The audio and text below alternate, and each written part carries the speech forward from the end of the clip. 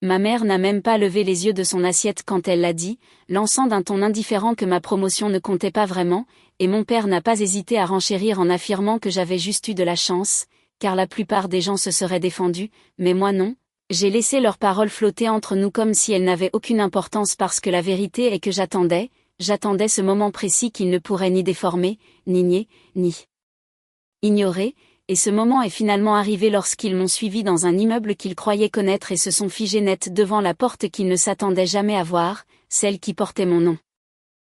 Je m'appelle Camille et d'aussi loin que je me souvienne, ma famille a toujours traité mes réussites comme un simple bruit de fond. J'ai grandi dans une maison où les éloges coulaient à flot vers ma sœur aînée, Élodie, tandis que tout ce que je faisais était accueilli par un haussement d'épaules, une correction ou un rappel que je ne devais pas me croire sortie de la cuisse de Jupiter, peu importait que je ramène des bulletins scolaires parfaits avec les félicitations du jury ou que je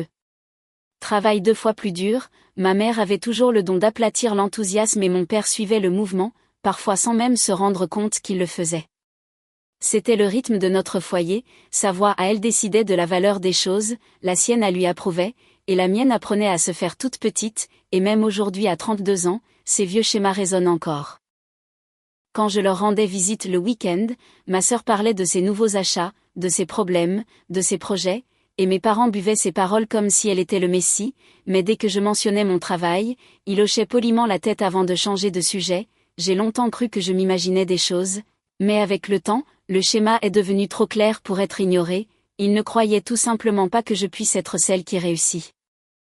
C'est étrange comme le favoritisme n'est pas toujours bruyant, parfois c'est silencieux, comme la façon dont ma mère demandait à ma sœur si elle avait besoin d'aide pour ses factures, mais ne me demandait jamais rien à moi, ou comment mon père se vantait du travail d'Élodie auprès des voisins, mais bafouillait quand on lui demandait ce que je faisais, répondant vaguement que je faisais du travail de bureau comme si ça suffisait, comme si les détails n'importaient pas parce que je n'importais pas. Je travaille comme directrice dans une grande organisation en plein centre-ville, dirigeant une équipe qui me fait plus confiance que ma propre famille ne l'a jamais fait, mais je n'en parlais jamais beaucoup à la maison car parler de succès dans un endroit qui vous croit incapable, c'est comme verser de l'eau dans du sable, ça disparaît avant même de toucher le sol. Le dimanche avant que tout ne se produise, nous étions tous dans la cuisine, ma sœur se plaignait de retard de paiement qu'elle devait organiser et ma mère s'est tournée vers moi avec ce ton qu'elle prend quand elle fait semblant d'être attentionnée en disant que je pourrais peut-être m'occuper de la paperasse d'Élodie, ajoutant que je n'étais pas trop occupée, n'est-ce pas, ce n'était pas une question mais une certitude, car dans son esprit, mon travail ne pouvait pas être important.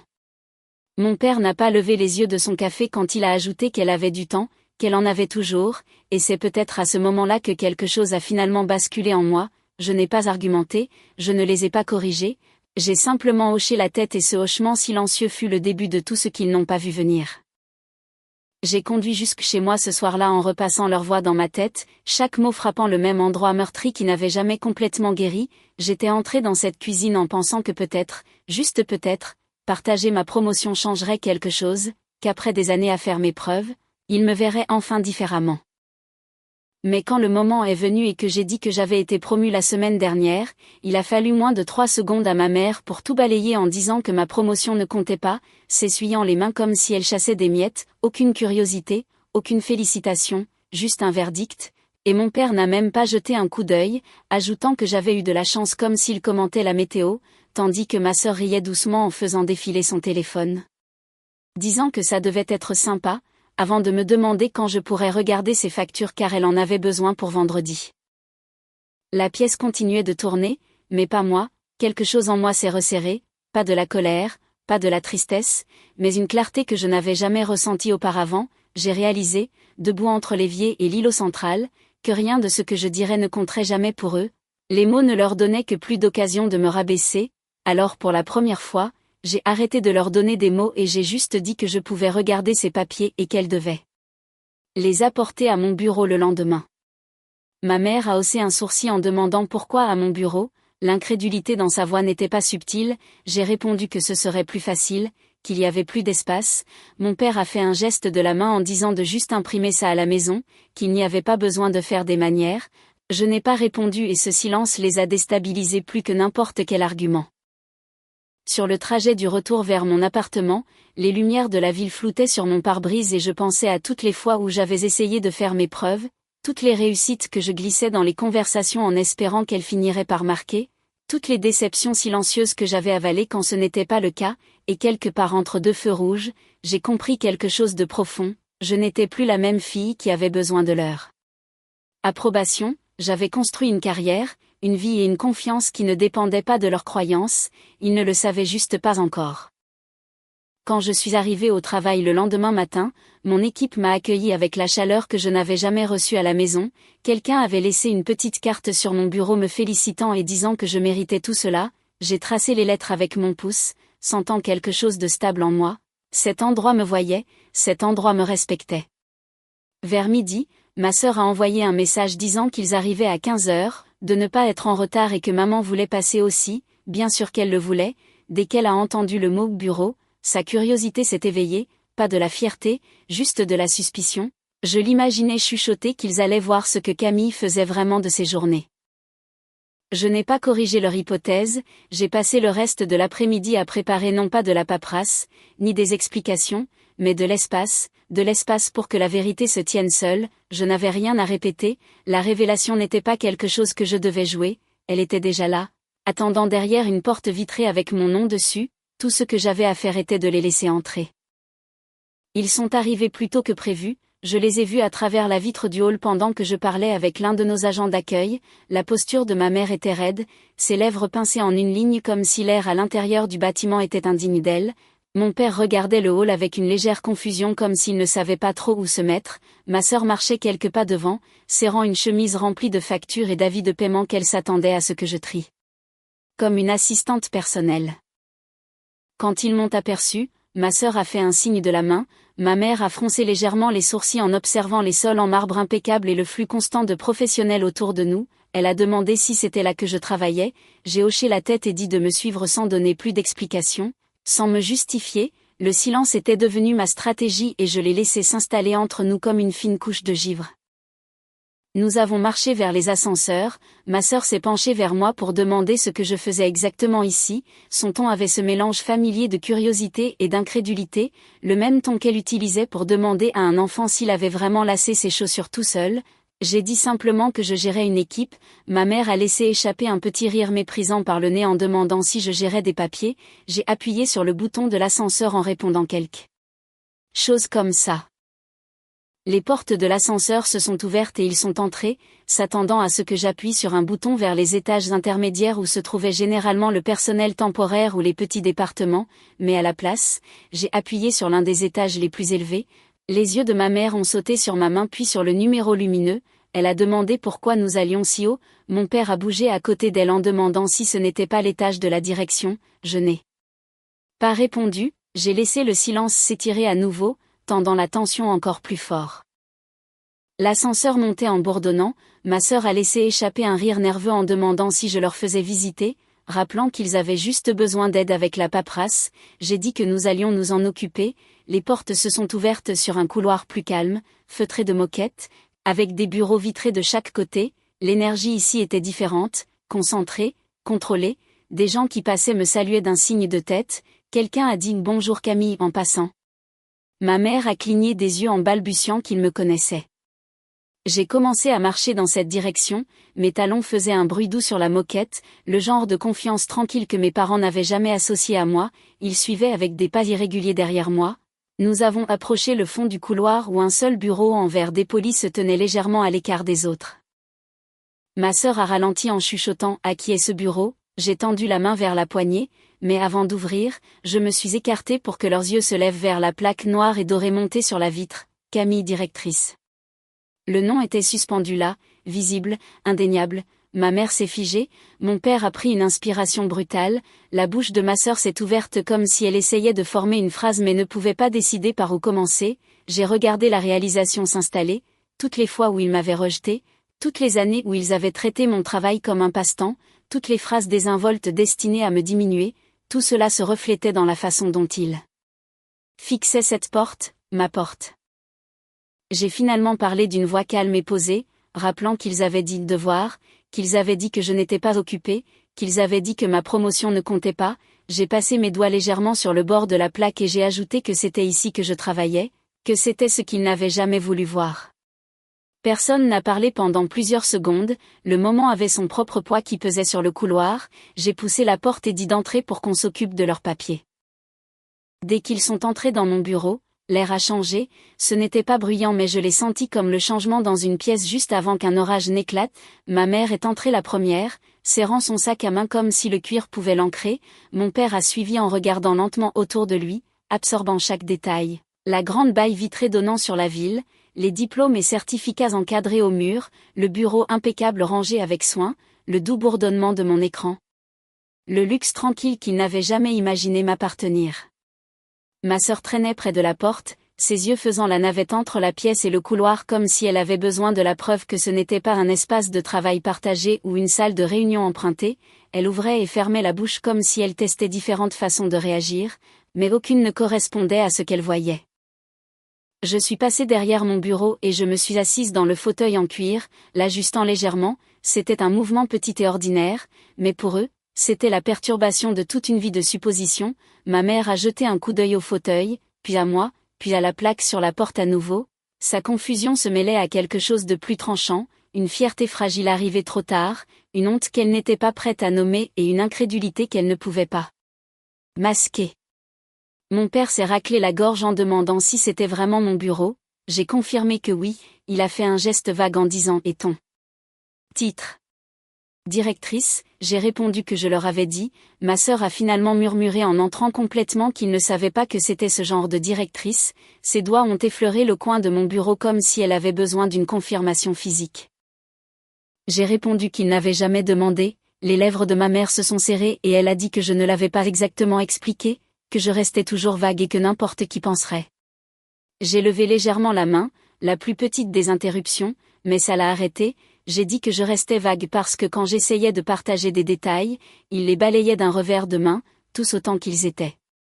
Le silence est tombé sur la pièce, même le couloir à l'extérieur semblait assourdi. Mon père a bougé en disant qu'il ne voulait simplement pas que je me fasse trop d'illusions. J'ai fini sa phrase, ambitieuse? Fière? J'ai secoué la tête en disant qu'il ne voulait pas que je croie en moi parce que ne croyait pas en moi. Ma mère s'est hérissée en disant que ce n'était pas juste, qu'il savait juste comment le monde fonctionne, que certaines personnes ont du talent et d'autres ont de la chance. J'ai demandé de la chance, sa mâchoire s'est contractée. Ma sœur, sentant finalement le poids du moment, a posé doucement sa chemise de facture sur la table comme si un mouvement bruyant allait briser quelque chose de fragile. Je me suis penchée légèrement en avant et j'ai dit qu'il voulait voir ce que je faisais vraiment, qu'il voulait que je l'aide avec sa paperasse parce qu'il supposait que je restais assise dans un box sans rien d'important à gérer. Ma mère a claqué sèchement que ce n'était pas ce qu'ils avaient dit. J'ai répondu que non, ils n'avaient pas eu besoin de le dire, qu'ils l'avaient insinué toute leur vie. Mon père fixait les certificats derrière moi, les cours de leadership, les prix de projet, mon diplôme, comme s'ils étaient des artefacts appartenant à quelqu'un d'autre. Il a dit qu'il ne savait pas que j'avais tout ça. J'ai répété qu'ils n'avaient jamais demandé, qu'ils avaient supposé qu'ils savaient déjà tout ce qui valait la peine d'être su sur moi. Ma mère a croisé les bras en disant d'accord, que j'avais un bureau, un beau bureau, mais que ça ne voulait pas dire. J'ai demandé doucement, ça ne veut pas dire que ma promotion compte. Sa gorge a bougé, elle avait l'air de vouloir argumenter mais ne trouvait pas le mot qui ne la ferait pas paraître en tort, et c'était peut-être ça plus que tout le véritable changement dans cette pièce. Pour une fois, leurs mots ne suffisaient pas à réécrire la réalité. Je me suis tournée vers ma sœur et je lui ai dit d'ouvrir son dossier. Elle a hésité puis s'est assise en face de mon bureau, étalant les papiers avec précaution, factures, avis de paiement, frais de retard. Elle paraissait soudain plus petite, pas la fille préférée qui se prélassait dans l'attention, mais une femme qui avait laissé son sentiment de légitimité l'aveugler. Elle a chuchoté qu'elle ne savait pas que je travaillais comme ça. J'ai dit doucement qu'elle n'avait pas cherché à savoir. Que s'intéresser aurait signifié me voir clairement. Mon père a expiré lentement comme s'il se dégonflait, disant qu'il ne voulait pas me blesser. J'ai répondu que si, il l'avait voulu, mais que je n'étais pas là pour leur faire présenter des excuses, que j'étais là pour leur montrer qui j'étais maintenant et pour arrêter de laisser leurs opinions décider quoi que ce soit de ma vie. Ma mère a regardé à nouveau la pièce, le scepticisme s'estompant en quelque chose de plus doux, de plus calme. Elle a commencé à dire qu'elle ne pensait pas puis sa voix s'est éteinte, incapable de finir l'aveu. Je n'ai pas rempli les blancs pour elle, c'était suffisant qu'elle soit enfin à court d'explications. Pendant que je triais la paperasse, il me regardait, non pas avec supériorité ni impatience, mais avec reconnaissance, une vraie reconnaissance, le genre qu'ils avaient donné librement à ma sœur mais n'avaient jamais pensé à m'accorder à moi. Ma mère a ouvert la bouche plus d'une fois comme si elle voulait dire quelque chose de significatif, mais à chaque fois les mots se dissolvaient, mon père se tenait plus droit comme s'il essayait de réconcilier la fille qu'il avait sous-estimée avec la femme en face de lui. Ma sœur continuait de voler des regards à la porte de mon bureau, presque embarrassée par ses propres suppositions. Quand j'ai fini d'organiser les documents, je les ai mis de côté et j'ai croisé leurs regards un par un, j'ai dit que je les aiderais cette fois-ci, mais que je n'étais plus leur seconde option et que je ne serais plus traitée comme si je valais moins. Ma mère a baissé les yeux sur ses mains, mon père a hoché la tête lentement, ma sœur a dégluti difficilement, ils avaient compris, mais le vrai changement n'était pas en eux, il était en moi, pour la première fois je sentais le sol sous mes propres pieds, stable, solide, à moi. Je me suis levée, j'ai marché jusqu'à la porte et je l'ai tenue ouverte en disant de venir, que j'allais les raccompagner. Ils ont bougé silencieusement, presque avec révérence, passant devant la plaque portant mon nom comme si le fait de la voir à nouveau pouvait les changer un peu plus, peut-être que oui, peut-être que non, mais ce n'était plus mon fardeau. À l'ascenseur, ma mère a finalement parlé, demandant pourquoi je ne leur avais jamais dit tout ça, je l'ai regardé et j'ai répondu que c'était parce qu'ils n'écoutaient jamais quand j'essayais.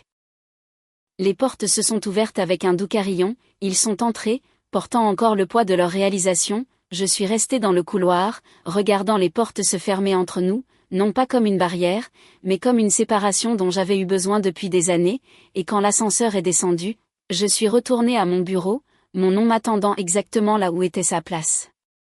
Quand je suis revenue dans mon bureau, la lumière de fin d'après-midi avait changé, donnant à la pièce une teinte dorée, cela semblait plus calme qu'avant, pas vide, mais apaisé comme si quelque chose de lourd avait enfin été posé.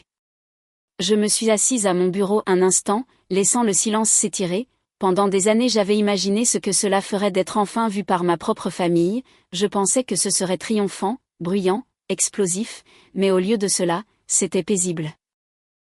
Mon téléphone a vibré, un message de ma sœur disant merci pour l'aide et qu'elle était désolée qu'il n'ait pas su, j'ai répondu qu'elle aurait pu savoir, qu'elle n'avait jamais demandé, puis j'ai posé le téléphone. Quelques minutes plus tard, mon père a envoyé un message aussi, court, maladroit, mais honnête, disant qu'il s'était trompé sur moi et qu'il était fier de moi, ce n'était pas parfait mais c'était réel. Ma mère n'a pas écrit, je n'étais pas surprise, elle n'était pas le genre de personne qui s'excuse à travers un écran, au contraire, elle resterait avec ses pensées pendant des jours, peut-être des semaines, avant de décider quoi dire, et pour une fois, je ne l'attendais pas. Avant de partir pour la journée, j'ai organisé le reste de la paperasse pour laquelle j'avais promis d'aider, je l'ai fait efficacement sans rancune, les aider n'était pas le problème, ça ne l'avait jamais été, le problème était d'être traité comme si je n'avais rien à offrir, maintenant ils savaient que ce n'était pas le cas. En éteignant les lumières et en sortant dans le couloir, je me sentais plus légère, non pas parce qu'ils avaient changé, mais parce que moi j'avais enfin changé. Je suis sortie de l'immeuble ce soir-là avec la ville qui bourdonnait doucement autour de moi, le ciel devenant d'un bleu profond, pour la première fois je ne portais pas leurs doutes avec moi, ma vie, mon travail, ma valeur, ils n'étaient plus sujets à débat. Parfois on ne gagne pas en criant ou en prouvant quoi que ce soit, parfois on gagne en laissant les gens marcher droit vers la vérité qu'ils n'ont jamais pris la peine de voir, et si vous avez déjà été sous-estimé par les gens qui auraient dû vous connaître le mieux, vous n'êtes pas seul.